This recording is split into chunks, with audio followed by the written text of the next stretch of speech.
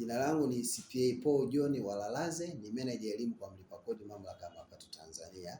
Kipekee tunashukuru sana walipa kodi kwa jinsi wanavyolipa kodi zao kwa hiari. Na tumeona hata kwa mwaka huu wa fedha 2025-2026 kwa miezi 9 iliyopita, TRA tumeendelea kufanya vizuri kwa kupata clean sheet kwa miezi yote hiyo. Na kumbuka kwamba hapa tunalolifukuzia ni ile lengo kuu la mwaka huu wa fedha ambao tumepewa tukusanye la trilioni 36, ambao ni mchango mkubwa katika ile bajeti ya serikali ambayo ina trilioni 56. Lakini leo sasa tuzungumzie kuhusu uwasilishaji wa ritani mbalimbali za kodi. Lakini mathalani hapa tunazungumzia uwasilishaji wa ritani ya kodi ya mapato. Ikumbuke kwamba ulipaji wa kodi ya mapato, kodi ya mapato ina vyanzo vikuu vitatu vya mapato, ambao ni chanzo kinachotokana na biashara, chanzo kinachotokana na ajira, chanzo kinachotokana na uwekezaji. Sasa leo tuzungumzie hiki chanzo kinachotokana na biashara. Kodi inayotokana na biashara, walipa kodi hawa wanalipa kodi zao kwa awamu, na mwaka wa biashara wa wafanyabiashara walipa kodi walio wengi unaanza ile tarehe 1 Januari hadi tarehe 31 mwezi wa 12 ya kila mwaka. Kwa ndani ya mwaka huo mfanyabiashara anaweka makadirio yake au anafanya makadirio yake. Kumbuke kwamba makadirio yalianza tarehe 1 Januari hadi tarehe 31 mwezi wa 3 wa kila mwaka. Kwa mwaka huu 2026 tayari kipindi cha makadirio kwa wale ambao tayari wako kwenye biashara kimeshapita.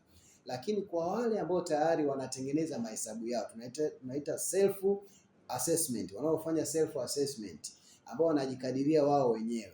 Kwa mwaka wa 2025 ambao umeisha tarehe 31 mwezi wa 12 mwaka 2025, sheria ya kodi imewapa nafasi ya kutengeneza mahesabu yao. Kumbuka kwamba sheria ya kodi imewapa miezi 6 kuanzia tarehe 1 Januari hadi tarehe 30 ya mwezi wa 6, ndio kipindi ambacho cha kutengeneza mahesabu yao. Na tunavyozungumzia hapa ni mwezi Aprili sasa hivi. Tumebakisha na siku chache kuelekea tarehe 30 ya mwezi wa 6. Na ikumbuke kwamba kipindi hiki tunatoa rai kwa wewe mfanyabiashara unayetengeneza mahesabu yako, kaa karibu na mshauri wako wa kodi, tunaita tax consultant, ili muweze kutengeneza ritani inayotokana na kodi ya mapato ambayo tunaita return of income kwa mwaka 2025.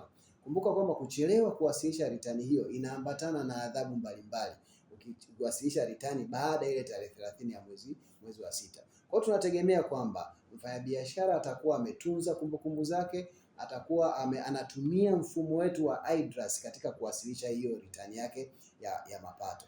Na sasa hivi ndio tunasisitiza katika ufanyaji wa biashara. Kuna vitu kama vitano ambavyo tunavyosisitiza. Cha kwanza, mfanyabiashara yoyote hakikisha kwamba amesajiliwa, amewasilisha ritani na kupata makadirio. Ya tatu, awe amelipa kodi yake kwa wakati. Ya nne, awe ametunza kumbukumbu. Na ya tano, awe na matumizi sahihi ya mifumo ya kielektroniki ya kodi au utoaji wa risiti mbalimbali. Katika hili itakurahisishia sana hata wewe katika kutengeneza mahesabu yako. Ndani ya mahesabu hayo tunaamini kwamba ndio tutajua kabisa kiasi halisi cha kodi ambao mfanyabiashara alitakiwa au anatakiwa alipe katika mwaka wa fedha au mwaka wake wa biashara uliopita.